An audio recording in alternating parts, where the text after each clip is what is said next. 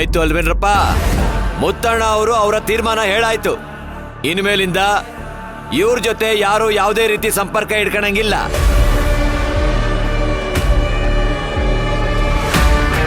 ನೀವೇನಾದ್ರೂ ಸಂಪರ್ಕ ಇಟ್ಕೊಂಡಿದ್ ಗೊತ್ತಾದ್ರೆ ನಿಮ್ಮನ್ನು ಊರಿಂದ ಆಚೆ ಇಡ್ಬೇಕಾಗತ್ತೆ.